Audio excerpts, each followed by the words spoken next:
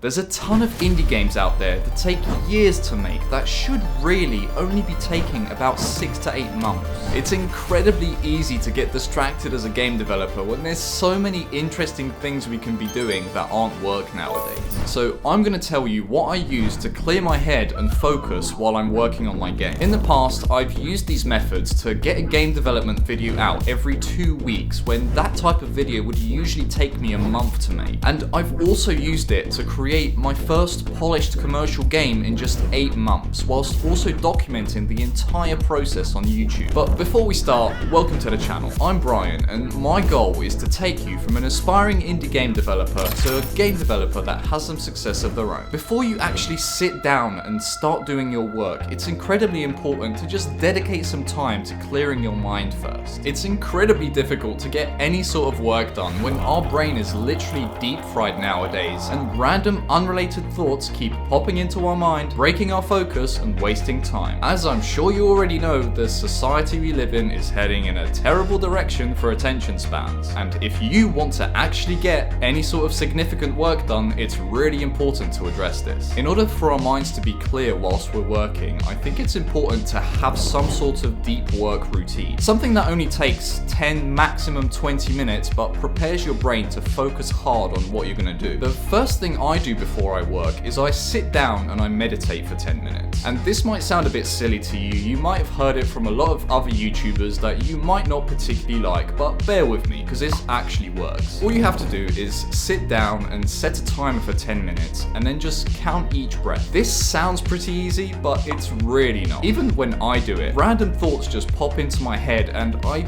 literally think about other things for like 2 minutes before I come back to the meditation. The idea of meditation is not to have a clear head the entire time you're doing it. It's just to return your focus, which is exactly what you'll need to do whilst you're working. Meditation might not give you that many benefits in the first 1 or 2 weeks, but the more you do it and the longer you do it for, the more you'll feel the benefits and the more you'll swear by it. I always try to meditate for at least 10 minutes before any deep work session that I do. And you may be thinking, Brian, that's 10 minutes that I could be spending working. But if doing that 10 minutes of meditation stops you getting distracted 2 or 3 times in that 2-hour work block that you do, it's worth it. Because every time you get distracted, you're actually wasting 5 or 10 minutes trying to get back into that task that you were doing before. So just give it a try. You might find that it's really helpful for you. The second thing that's really helped me stop getting distracted when working lately is called deep journaling. There's probably a lot of things that come up in your head in the background that you don't notice. Things in the back of your mind that you just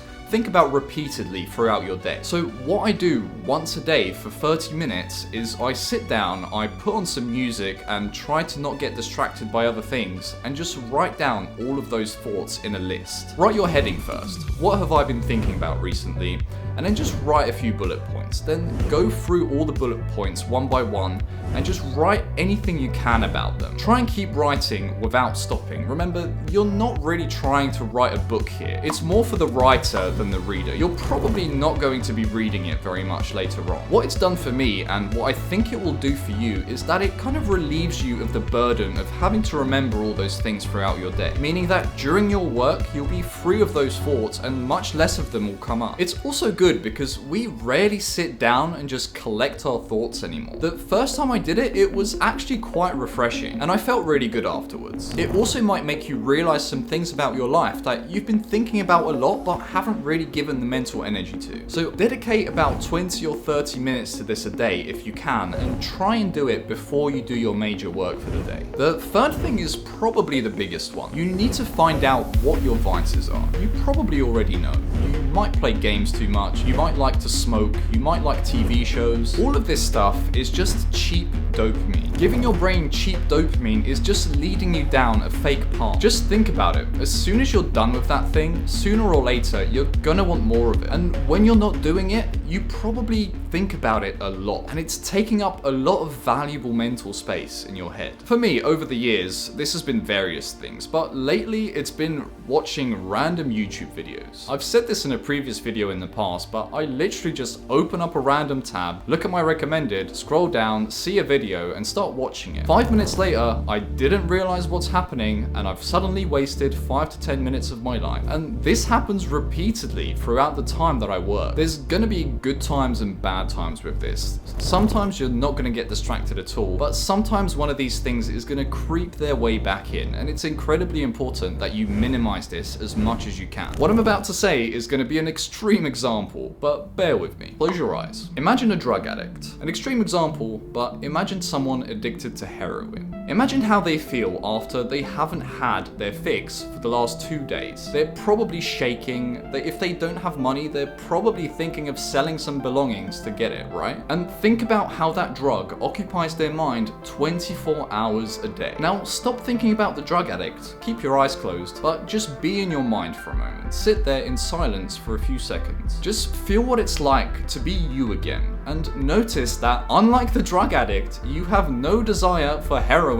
whatsoever. Open your eyes. TikTok, YouTube, or whatever your vice is just a less extreme version of that heroin. If you stopped for just 3 weeks and let your body reach its natural state again, you wouldn't even want to do that thing in the first place. Cavemen's brains didn't tell them to go and pick up their phone 24/7 to look at their notification. This has all been conditioned into us. When you drop that thing you're addicted to, it will become incredibly easy to outwork everyone, because everybody is addicted to something nowadays, whether they know it or not. And because most likely your addiction is just caused by your dopamine raising up and lowering down, rather than some external chemical like a drug, it's actually a lot easier to quit doing it than a drug, for obvious reasons. Think about this, because this is something that really worked for me. Cheap dopamine doesn't fix your boredom, it causes your boredom. As soon as you stop doing that bad thing and stop feeling that temporary pleasure, sooner or later your dopamine levels will drop back down below the baseline, and you'll want to do that thing again. Stopping for 3 weeks will bring your baseline back up, and it will stop that craving automatically. And to top it off, stopping that thing and raising your natural dopamine back up is beneficial because dopamine is also the hormone responsible for motivation.